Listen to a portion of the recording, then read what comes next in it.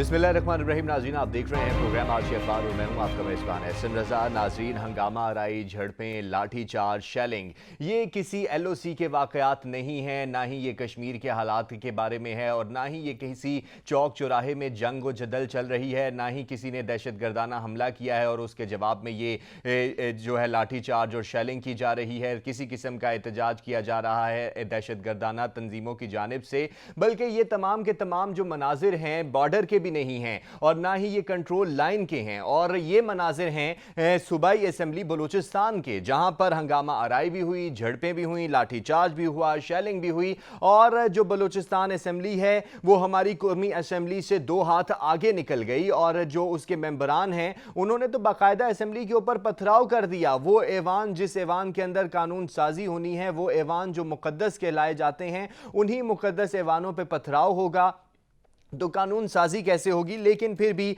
बलूचिस्तान के जो अरकान असेंबली हैं वो मरकज़ को भी पीछे छोड़ चुके हैं और इसके बावजूद बजट पेश कर दिया गया। कौमी सूबाई असेंबली के अंदर, बलूचिस्तान की सूबाई असेंबली के अंदर वज़ीर ख़जाना ज़हूर बलीदी साहब ने जो बजट है वो पेश किया है और 584 अरब रुपए का बलूचिस्तान के लिए बजट पेश किया गया। और जो वज़ीर आला थे बलूचिस्तान के जाम कमाल साहब, वो बड़े ही सिक्योरिटी हसार में लाए गए कि पता नहीं क्या मामलात होने जा रहे हैं और बड़ा ही तशवीशनाक सूरत हाल है। इसी तरह खैबर पख्तूनख्वा का भी बजट पेश कर दिया गया और 1118 अरब रुपए का जो हजम है वो है खैबर पख्तूनख्वा के बजट का, जिसके अंदर तरक्याती प्रोग्राम्स भी हैं और बहुत सारे प्रोग्राम्स रखे गए हैं गरीबों के लिए। लेकिन अवाम मायूस हैं, अवाम तक इन बजट के असरात और समरात नहीं पहुंच रहे।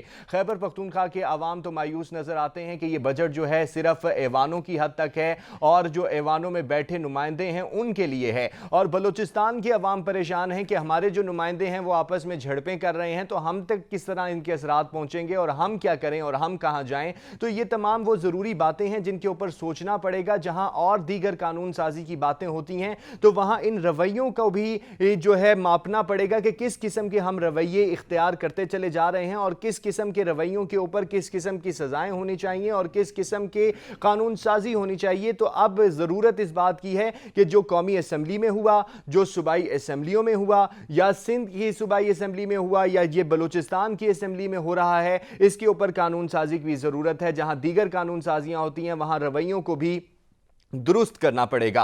कौमी असेंबली का इजलास भी हुआ और जो है अपोजिशन और हुकूमत एक दूसरे के आमने सामने रही। इत्तफाक यही हुआ था कि आपस में हम एक दूसरे से उलझेंगे नहीं और नहीं उलझे। लेकिन बिलावल भुट्टो जरदारी ने भी जो है ताक ताक के निशाने मारे हैं और उन्होंने कहा कि एहसास एहसास एहसास का राग लापने वाली जो सरकार है उसके तमाम तर दावे जो हैं वो खोखले निकले हैं और NFC के बगैर जो बजट पेश कर दिया गया है वो गैर कानूनी और नाजायज़ है। नाअहल हुकूमत जो है वो किसी सूरत जो है रियासत का लफ्ज इस्तेमाल नहीं कर सकती। और उन्हीं के मुकाबिल जो है उन्होंने ये भी कहा कि ये जो 4% ग्रोथ बताई जा रही है ये महज झूठी है। और उन्हीं के जवाब में हमाद अजहर साहब भी मैदान में उतर आए और उन्होंने कहा कि जो बिलावल भुट्टो जरदारी साहब हैं, जो जियाले रहनुमा हैं, उन्हें जो है हजम ही नहीं हो रही हमारी 4% ग्रोथ और वो 4% ग्रोथ जो है मानने को तैयार ही नहीं है कि ये हो कैसे गई। यही सवाल है कि ये 4% ग्रोथ हो कैसे गई, हम भी इसके ऊपर बात करेंगे। और साथ ही उन्होंने ये भी कहा कि ये मुंह टेढ़ा करके जो अंग्रेजी बोलते हैं और करप्शन की बातें करते हैं और करप्शन छुपाने की बातें करते हैं और जब करप्शन पे बात आती है तो अंग्रेजी में बात शुरू कर देते हैं। और किसी के हालात देखें तो वो आसार कदीमा की सूरत इख्तियार कर गए हैं। तो अंग्रेजी वाली बात पर तो हमें भी सवाल है कि ये अंग्रेजी में जो गुफ्तगू होती है इस पर हुकूमती अरकान जो हैं उनको क्यों तशवीश है। और बिलावल भुट्टो जरदारी साहब जब भी करप्शन की बात करते हैं तो वो अंग्रेजी में ही क्यों करते हैं।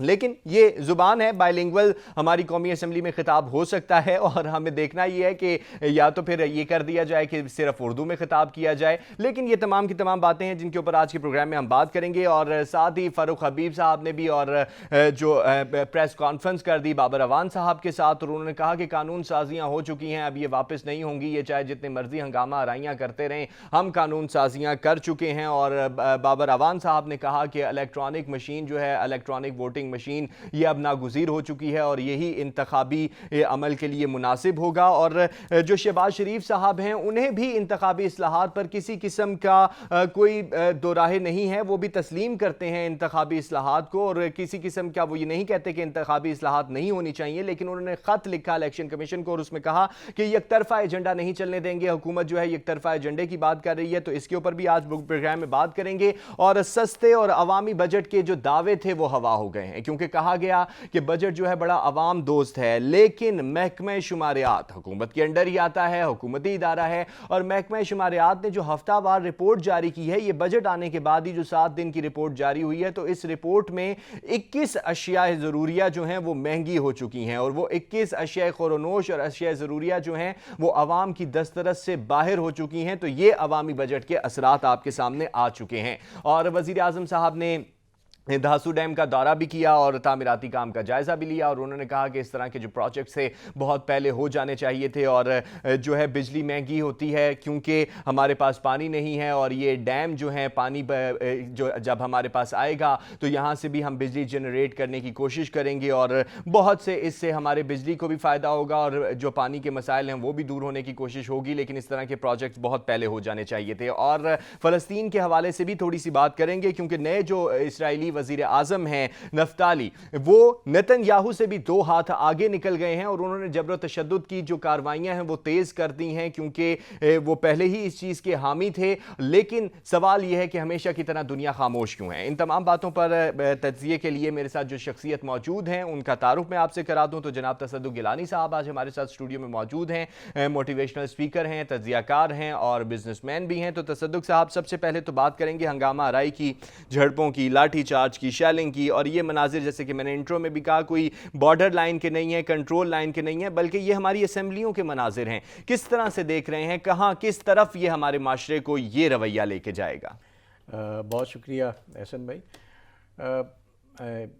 بڑا انفارچونیٹ پہلو یہ ہے کہ قوم جو ہے وہ اپنے لیڈرز کو فالو کرتی ہے جی, اور پچھلے چند دن پہلے اور ایون ایک آدھ دن پہلے تک بھی جو قومی اسمبلی میں معاملات رہے, اس نے اس قوم کی لیڈرشپ کا بڑا ایک عجیب و غریب تصور منظر پیش کیا, جس میں آپ کے وہ نمائندے جن کو آپ نے قانون سازی کے لیے اسمبلیوں میں بھیجا ہے, ان کے اخلاق, ان کی زبان, ان کا کیریکٹر کسی حد تک آپ تھوڑی دیر میں جتنا دیکھ سکتے ہیں وہ ایکسپوز کر دیا پوری قوم کے سامنے.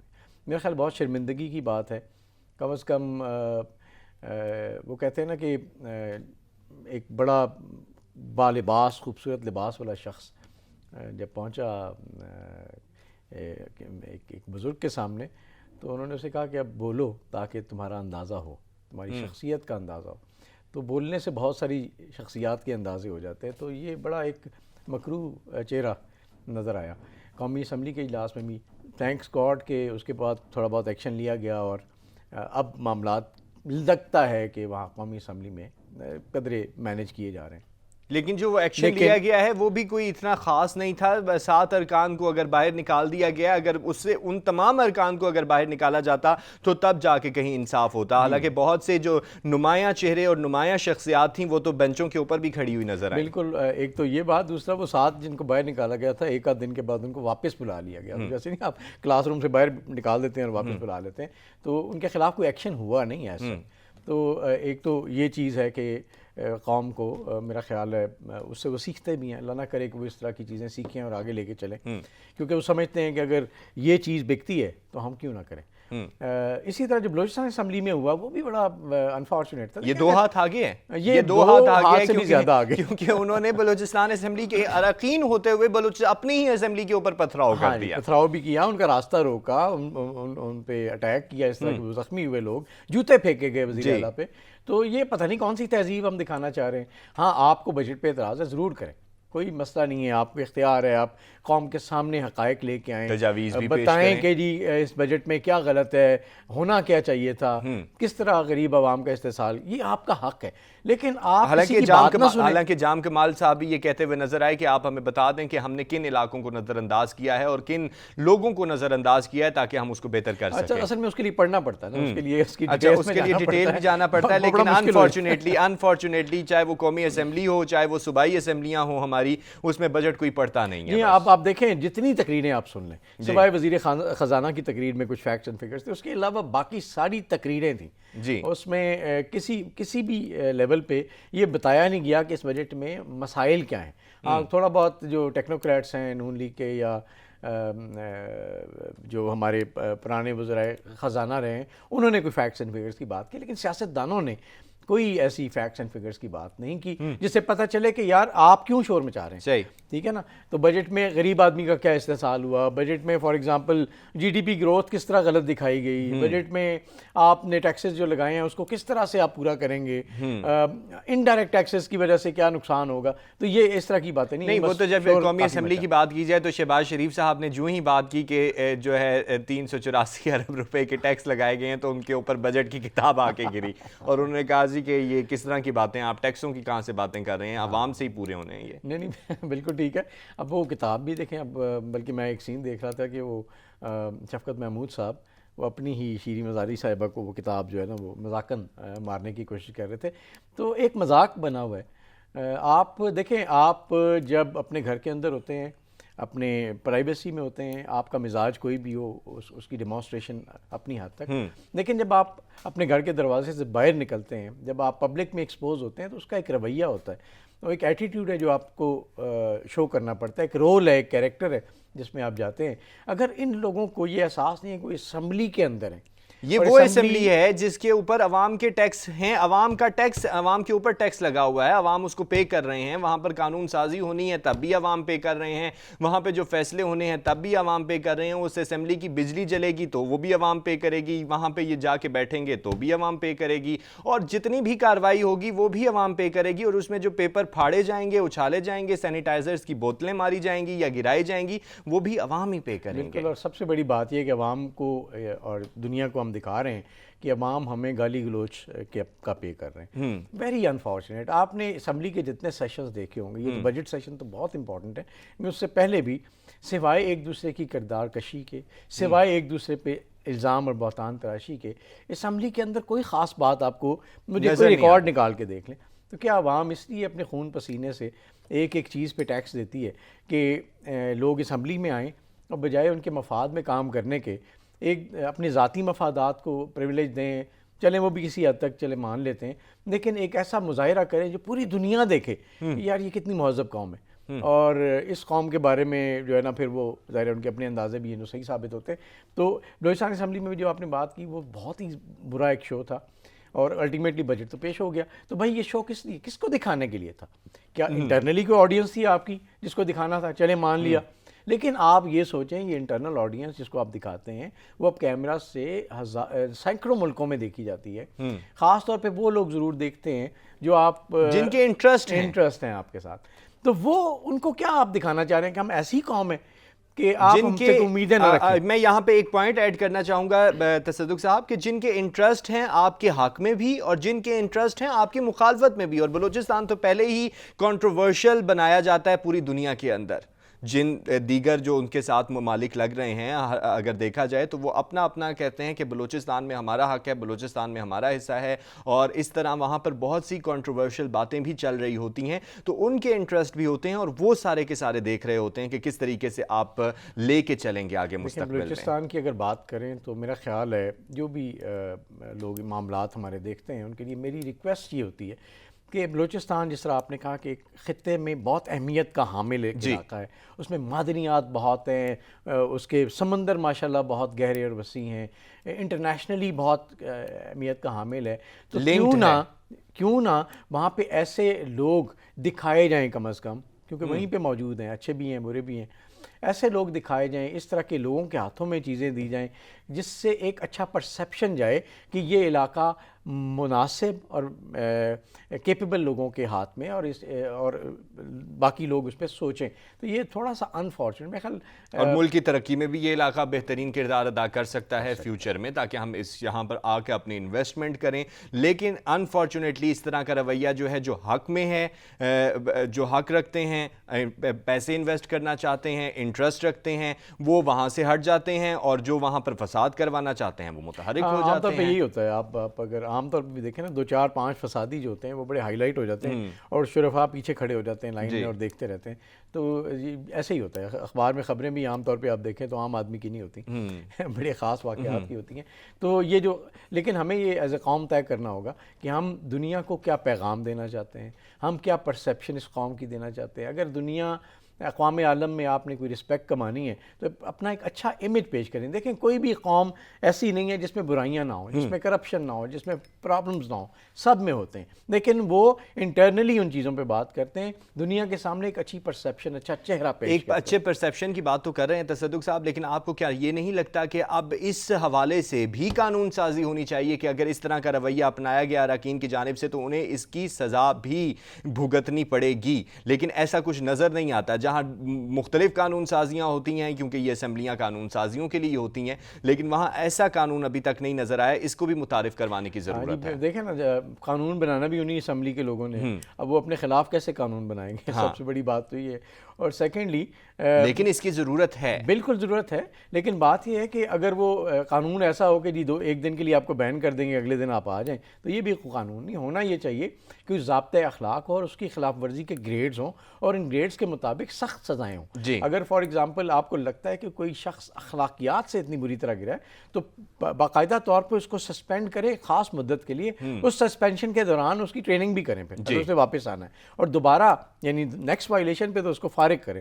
تو اس طرح کے سخت قوانین بنیں گے تو آپ کو ڈسپلن نظر آئے گا, اور ڈسپلن ہوگا تو کم از کم آپ ایک اچھا چہرہ دکھا سکیں گے. اور اس وقت کو جس کے لیے میں اور آپ اور ہماری ساری عوام پے کرتی ہے ان لوگوں کو وہاں بیٹھنے کے لیے, اس میں کوئی اچھی بات, کوئی مفید بات سننے کو ملے گی جس سے اس ملک اور قوم اور اس علاقے کے لوگوں کا فائدہ ہو. یعنی قانون سازی کی اس حوالے سے بھی بہت ضرورت ہے, کیونکہ رویے ہی جو ہیں آپ کے, وہی آگے چل کے آپ کے قوم کے رویوں کا تعین کریں گے کہ قوم کن رویوں پہ چل رہی ہے. خیبر پختونخوا کے بجٹ کے حوالے سے بات کریں گے, کیونککہ بلوچستان کا تو 584 ارب روپے کا بجٹ جو ہے وہ پیش ہوا, اور اس کے اوپر آپ نے ہنگامہ آرائی بھی دیکھ لی.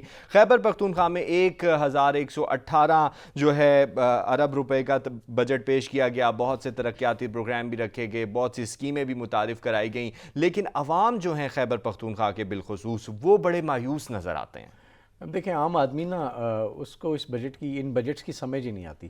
عام آدمی کو, جیسے ابھی آپ نے ذکر کیا کہ 21 اشیاء جو ہیں مہنگی ہو گئیں اس ہفتے کے دوران, عام آدمی کو وہ سمجھ آتی ہے جب وہ بازار جاتا ہے, اس کو پتا وہ یہ کیا ہو گیا, یہ تو پھر اسے سمجھ آتا ہے اچھا یہ گڑبڑ ہوئی ہے.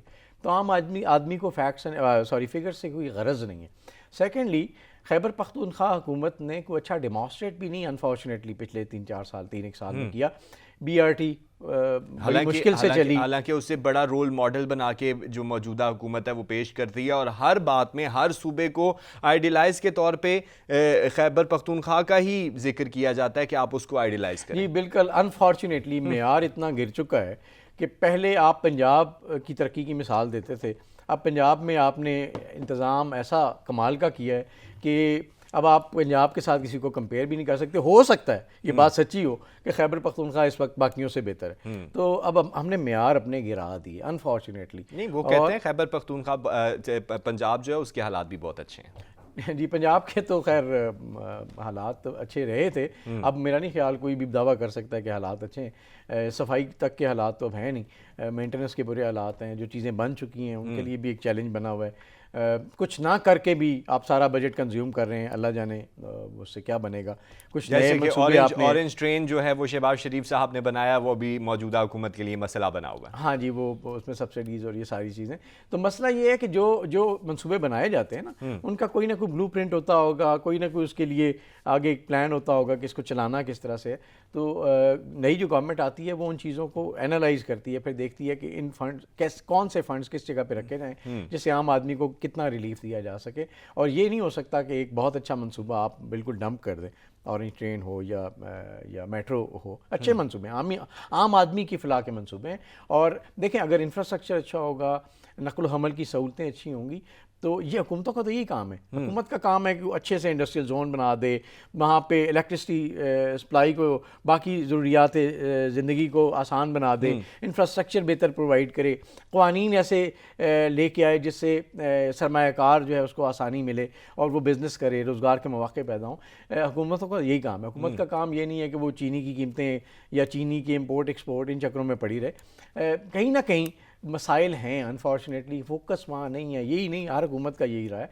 तो ये जो इंफ्रास्ट्रक्चर के मंसूबे हैं, इनके बारे में आपको पता है खान साहब क्या कहा करते थे, और अब सिर्फ़ और सिर्फ वही मंसूबे हैं जो थोड़े बहुत आगे चल रहे हैं या जिनके बारे में अब वो बात करते हैं। तो इंफ्रास्ट्रक्चर बड़ा अहम होता है। अब इंफ्रास्ट्रक्चर के साथ साथ नेक्स्ट स्टेप ये होना चाहिए था इस गवर्नमेंट का कि उनके आस पास जो इंडस्ट्रियल जोन्स हैं उनको प्रमोट करते, जो एक आध उन्होंने किया भी है, लेकिन उस एग्रेसिवनेस से अनफॉर्चुनेटली नहीं हुआ, मसाइल इतने बढ़ गए।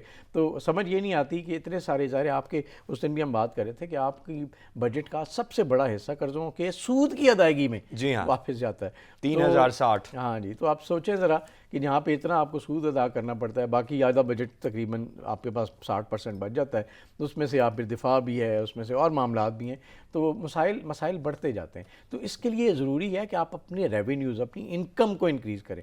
इनकम इंक्रीज़ करने के लिए आपको इंडस्ट्री को, बिज़नेस को, एक्सपोर्ट्स को मेयारी बनाना पड़ेगा। उसके लिए कोई मंसूबा मुझे तो अभी तक नजर, लेकिन खैबर पख्तूनख्वा के अवाम बहुत मायूस नज़र आते हैं, क्योंकि कल अगर उनसे पूछा गया, उनसे सर्वे भी किए गए कि किस तरीके से देख रहे हैं, तो उन्होंने ज़्यादातर मेजॉरिटी यही कहते हुए नज़र आई कि ये तमाम के तमाम जो बजट हैं, ये तमाम के तमाम जो पैसे हैं, ये तमाम के तमाम जो मरात हैं, ये सिर्फ ऐवानों तक महदूद हैं, हम आवाम को कुछ नहीं मिल रहा। हालांकि अगर देखा जाए नमूने के तौर पर खैबर पख्तूनख्वा को पेश किया जाता है और वहाँ के अवाम ये कहते हैं। जी बिल्कुल ऐसे। और खैबर पख्तूनख्वा के अवाम अगर देखा जाए तो बहुत हद तक बहुत ज़्यादा मेहनती हैं। पंजाब के भी लोग काफ़ी मेहनती हैं, मतलब मेहनती तो हर जगह आपको मिल जाएंगे, लेकिन वो बहुत ज़्यादा मेहनती लोग आपको नज़र आते हैं। खुददारी भी बहुत हद तक उन लोगों में ज़्यादा पाई जाती है। तो इस हवाले से इट मेक सेंस कि उनके बयान पर गौर किया जाए और गवर्नमेंट के कोई कान खड़े होने चाहिए कि अगर ये लोग इस तरह की बातें करें। और एक बात मैं आपको बता दूँ, खैबर पख्तूनख्वा कि अवाम ने दोबारा मौका नहीं दिया किसी ऐसी गवर्नमेंट को जिसको एक दफ़ा वो रिजेक्ट कर लें। तो ये पीटीआई के लिए भी लम्हा फ़िक्री है कि वो अगर अपना वोट बैंक बचाना चाहते हैं तो उनको डिलीवर करना पड़ेगा खैबर पख्तूनख्वा में। और खान साहब को भी देखना पड़ेगा कि चलें, जो हो गया सो हो गया, आपको मजबूत चीफ मिनिस्टर्स लाने पड़ेंगे, मजबूत टीम्स वहाँ लानी पड़ेंगी, ताकि सूबों के जो मामलात जो रुके पड़े हैं, जहाँ पे लोग मसाइल का शिकार हैं, वो आगे की तरफ, बेहतरी की तरफ जाएं और आपको अगले इलेक्शंस में थोड़ी आसानी हो। इस तरह से मामलात आगे नहीं चलेंगे। इसी तरह कौमी असम्बली का इजलास भी हुआ, क्योंकि अब चलें शुक्र है इजलास शुरू तो हो गया है, लेकिन कौमी असम्बली के इजलास पर बात करेंगे। यहाँ पर एक ब्रेक लेना पड़ रहा है, ब्रेक से वापस आएंगे तो बिलावल भुट्टो जरदारी साहब के बयानात पर और जो उनको काउंटर किया है हमाद अजहर साहब ने, उस पर बात करेंगे। हमारे साथ रहिएगा।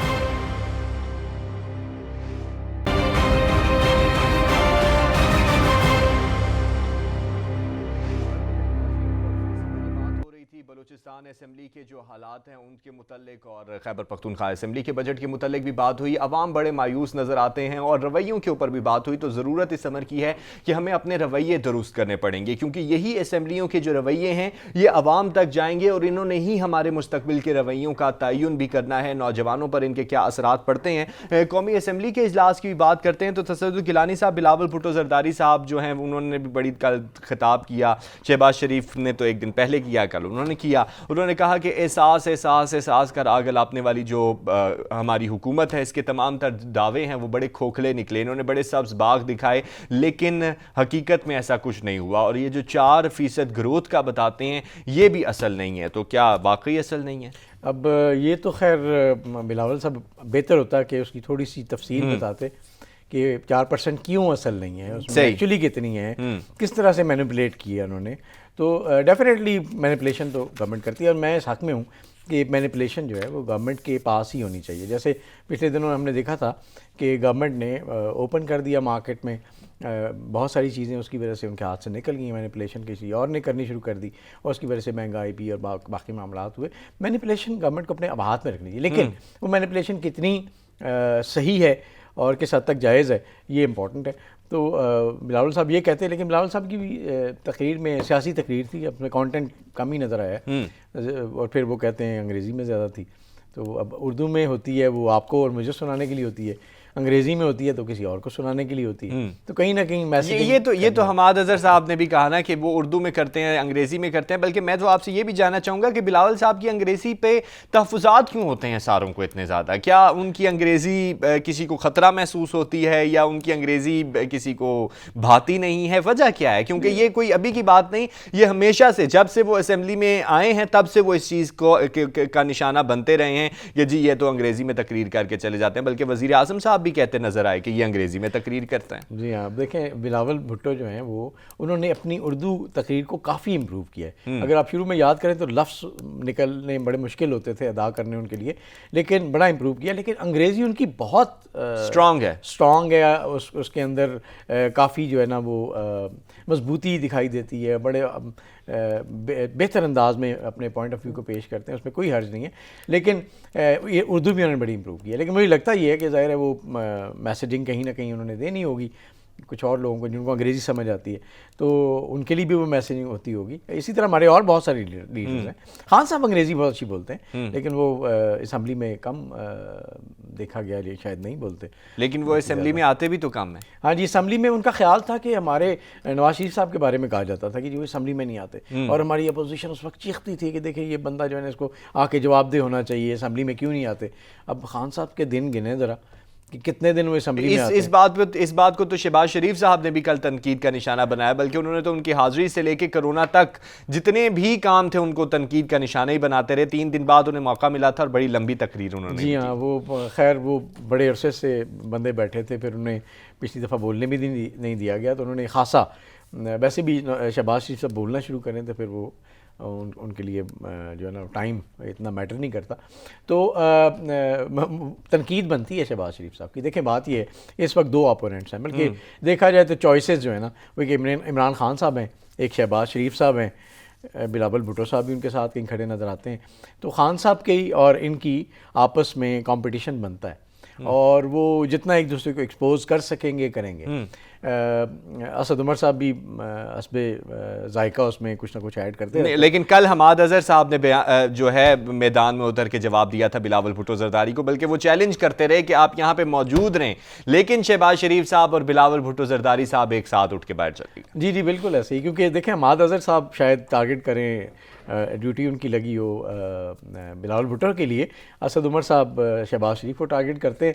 تو یہ تھوڑا بہت خیر پنگ پونگ چلتا رہتا ہے. لیکن اس وقت دیکھا جائے تو گورنمنٹ یہ جو بجٹ کی صورتحال ہے، اب دیکھتے ہیں بجٹ کیسے پاس ہوتا ہے، اور پاس ہوتا ہے یا نہیں ہوتا. خیر یہ بھی ایک کویسچن مارک ہے. ہو سکتا ہے پاس ہو جائے، ہو سکتا ہے بجٹ کے بعد کے معاملات میں کچھ اور بڑے آپ کو چیلنجز نظر آئیں. تو اس وقت ونڈو آف اپرچونٹی ہے اپوزیشن کے لیے کہ وہ گورنمنٹ کو لیٹ ڈاؤن کریں اور کس طرح تبدیلی لانے کی کوشش کریں. ابھی جس طرح آپ نے کہا پاس ہوتا ہے یا نہیں ہوتا ہے، یہاں پہ میں آپ سے سوال کرنا چاہوں گا کہ بلاول بھٹو زرداری صاحب اور شہباز شریف صاحب نے ایکا تو کر لیا، کندھے سے کندھا ملا لیا، اور نظر بھی آ رہا ہے. کیا بجٹ کے پاس ہونے میں یہ کوئی افادیت دکھائے گا؟ دیکھیں اگر بجٹ پاس کروانا ہوا تو پاس ہو جائے گا، نہیں کروانا ہوا نہیں ہوگا. میرا یہ خیال ہے، اگر میں انالیسس کروں تو ٹف ہوگا ٹائم، لیکن بجٹ شاید پاس ہو جائے. اس کے باوجود اگلے 3-4 مہینے بڑے اہم ہوں گے، جس میں اگر کچھ چیزیں بہتری کی طرف گئیں تو شاید ڈیلے آ جائے، ادروائز گورنمنٹ پہ پریشر بڑھتا رہے گا. صحیح، پریشر بڑھتا رہے گا. تھوڑی سی بات کرتے ہیں فاروق حبیب صاحب اور بابر اعوان صاحب کے بیانات کی بھی. انہوں نے قانون سازیوں کے حوالے سے بھی بیان دیا، اس حوالے سے بھی اپوزیشن کو بہت زیادہ تحفظات تھے اور عدم اعتماد کی تحریکیں بھی چل رہی ہیں، ان کی باتیں بھی چل رہی ہیں. تو فاروق حبیب صاحب نے کہا جی قانون سازیاں جو ہونی تھیں وہ ہو چکی ہیں، اب وہ کسی صورت بھی واپس نہیں ہوں گی. اور بابر اعوان صاحب نے کہا جی الیکٹرانک مشین بڑی ناگزیر ہے. تو دونوں کے بیانات کو کس طرح سے دیکھ رہے ہیں؟ اچھا، بڑے مزے کی بات یہ ہے کہ عام طور پہ نا جب آپ کوئی بڑے ریفارمز کرتے ہیں تو اس سے پہلے اس کی ٹیسٹنگ کرتے ہیں، اس کے اسٹیک ہولڈرز کے ساتھ اس کو الائن کرتے ہیں، اس کے بعد آگے چلتے ہیں. یہاں مزے کی بات یہ ہوئی ہے کہ انہوں نے کہا جی یہ آ گئی ہے، اب یہی چلے گی، اب آپ اس کے بعد الائنمنٹ کرتے ہیں. تو یہ عجیب و غریب معاملات ہیں. تو پتہ نہیں اس پہ تو شہباز شریف صاحب نے الیکشن کمیشن کو خط بھی لکھا, انہوں نے کہا ہمیں انتخابی اصلاحات پہ کسی قسم کے تحفظات نہیں ہیں, لیکن یہ ایک ون ایجنڈا جو ہے ہم اسے نہیں چلنے دیں گے, یہ حکومتی ایجنڈا ہے, وہ الیکٹرانک مشین سے اپنا فائدہ اٹھانا چاہتی ہیں. حالانکہ ابھی الیکٹرانک مشین کی ٹیسٹنگ بھی اس طریقے سے نہیں ہوئی کہ کس طریقے سے ہم اس کو استعمال کریں گے 2023 میں. جی یہی میں کہہ رہا ہوں نا, اتنا پری میچورڈ ڈیسیجن اتنی جلدی انہوں نے کہا فوراً. اب الیکشنز تو اصولاً 2 سال کے بعد ہونے چاہیے, تب تک یہ ڈسکشن, ڈیبیٹس, ریفارمز چلنی چاہیے اور اس کے بعد جا کے. لیکن لگتا یہ ہے کہ کوئی بھی ریفارمز کرنے میں سنجیدہ نہیں ہے, یعنی اپوزیشن نہیں بیٹھنا چاہتی گورنمنٹ کے ساتھ ریفارمز کے حوالے سے. کئی دفعہ یہ معاملات چلے وہیں رک گئے. اسی طرح گورنمنٹ نے ون سائیڈڈ ریفارمز کر دیں اور انہوں نے کہا جی اب آپ کر لیں جو کرنا ہے. ابھی بھی سینٹ میں چیزیں گئی ہیں, سینٹ میں تو اپوزیشن کی اکثریت ہے, روک لیں وہاں پہ. صحیح, معاملات اس کے اوپر چلتے رہیں گے اور ون سائیڈڈ ایجنڈا تو ہرگز نہیں چلے گا اور نہ ہی چلنا چاہیے, کیونکہ یہ نہ قوم کے مفاد میں ہے اور نہ ہی ان پارٹیوں کے مفاد میں ہے. مہنگائی کے حوالے سے بھی بات کریں گے کیونکہ عوام پس رہے ہیں. بجٹ آ گیا, بجٹ نے کہا کہ عوام دوست ہے, لیکن 21 اشیاء ضروریہ جو ہیں 7 دن میں مہنگی ہو گئی ہیں, اور یہ کوئی عوامی اعداد و شمار نہیں بلکہ محکمہ شماریات کے اعداد و شمار ہیں. دیکھیں ہم پچھلے پروگرام میں اگر آپ کو یاد ہم بات کر رہے تھے کہ ابھی مہنگائی کا ٹائم شروع ہوگا عام آدمی کے لیے, جس میں چینی کی ہم نے بات کی جس پہ جی ایس ٹی بڑھ گیا تھا, ڈبل ہو گیا, ڈبل سے بھی زیادہ ہو گیا. اسی طرح ابھی یہ آفٹر افیکٹس ہیں جو کہ عام آدمی کو فیس کرنے پڑیں گے. 21 چیزیں بڑھنے سے آپ کا جو بجٹ ہے, جس سے پہلے فار ایگزامپل آپ 10 چیزیں خریدتے تھے, آپ شاید 7 خریدیں, تو آپ کی بائنگ پاور کم ہو جائے گی. بائنگ پاور کم ہوگی تو عام آدمی مزید مشکل میں پڑے گا. اس کے ساتھ ساتھ ابھی آپ دیکھیں جو پیٹرول ہے اس کی لیویز بھی بڑھنے کا کی بات ہو رہی ہے. پیٹرول پرائسز انٹرنیشنل مارکیٹ میں بڑھ سکتی ہیں, مصنوعات کی بھی بات ہو رہی ہے, بڑھ سکتی ہیں. تو پھر آپ کیا کریں گے؟ اس کا مطلب ہے کہ ایک ٹھیک ٹھاک ابھی ویو آنے والی ہے انفارچونیٹلی, جس میں آپ کو پیٹرول کے ساتھ, بجلی کی قیمتوں کے ساتھ اگر کوئی چھیڑخانی کی گئی تو بجٹ تو بڑا ہی آپٹومسٹک کہا گیا تھا. اس میں کہا گیا تھا کہ اگر ایسے ہو جائے گا تو پھر ایسے کر لیں گے, ایسے نہ ہوا تو پھر ایسے کر لیں گے. یہ بجٹ کے اندر بات کی گئی تھی, اور عام آدمی کے اوپر اس کے اثرات کیا پڑیں گے وہ تو فیوچر میں بھی پتہ لگ جائے گا, لیکن ابھی اچھے خاصے پڑ چکے ہیں. کیونکہ پروگرام کا وقت ختم ہو رہا ہے تو میں اسرائیل اور فلسطین کے معاملے پر بھی بات کرنا چاہوں گا, کیونکہ فلسطین کا ایشو جو ہے وہ بہت اہم ہے. نئے اسرائیلی وزیر اعظم نفتالی آ گئے نیتن یاہو کی جگہ, لیکن وہ نیتن یاہو سے بھی 2 ہاتھ آگے نکلے ہیں. جارحیت ان کی بہت زیادہ ہے, اور اب انہوں نے فلسطین کے اوپر اس سے زیادہ شدت سے حملے شروع کر دیے ہیں اور کھلی چھوٹ دے دی ہے. لیکن اقوام عالم خاموش ہے. کیا اقوام عالم خود ہی چاہتی تھی کہ نفتالی جیسا شخص وزیر اعظم بنے؟ دیکھیں کوئی انٹرنل مسائل ہوں گے جس کی وجہ سے نیتن یاہو کی جگہ نفتالی آئے, لیکن اس کا مطلب قطعاً یہ نہیں ہے, ہم پہلے بھی کئی بار کہ ملکوں کی پالیسی بدل جائے, اسٹیٹ کی پالیسی بدل جائے, دنیا کی پالیسی بدل جائے. ایسا نہیں ہوتا. تو پالیسیز تقریباً وہی ہیں جو پہلے تھیں. انٹرنیشنل کمیونٹی کا رسپانس ٹورڈز اسرائیلی ایگریشن ویسے کا ویسے ہی ہے جیسے پہلے تھا. فلسطینی بیچارے پس رہے ہیں جیسے پہلے پس رہے تھے. اب زیادہ ایگریشن بڑھے گا, یا اللہ نہ کرے بڑھے, لیکن اپنی طرف سے وہ انہوں نے بڑھایا ہے اس وقت. تو یہ سوچنا قطعاً غلط ہے کہ ایک بندے کی تبدیلی سے یا ایک گورنمنٹ کی تبدیلی سے اسٹیٹ کی پالیسی بدلتی ہے. ایسی بالکل نہیں ہوتا. لیکن اگر دیکھا جائے تو انہوں نے بہت زیادہ جارحانہ مزاج کی بات کی, کیونکہ جب یہ نیتن یاہو کے دور میں بھی تھے تو اپوزیشن میں بیٹھ کے ان کی پالیسیز کو ہی کہا کرتے تھے کہ یہ اتنی جارح نہیں ہیں, اگر میں وزیر اعظم بنوں گا تو میں زیادہ جو ہے جاریت کے ساتھ جی بالکل ایسے ہی, انہوں نے ایسے ہی کیا. تو بیسیکلی آئیڈیا یہ ہے کہ آپ نے اپنی عوام کو, جو عوام ہے, جو آپ کا ووٹ بینک ہے یا جو آپ کے اسٹیک ہولڈرز ہیں, ان کے لیے وہ پالیسیز بناتے ہیں. تو انہوں نے وہی کیا جو انہوں نے کہا تھا. تو اب دیکھیں کمزور آدمی, ایک بات یاد رکھیں, کشمیر ہے, فلسطین ہے, کمزور آدمی بیچارہ پستا رہتا ہے, اور طاقتور جو ہے نا اس کو لوگ کہتے رہتے ہیں لیکن وہ اپنی طاقت کے مظاہرے کرتے ہیں.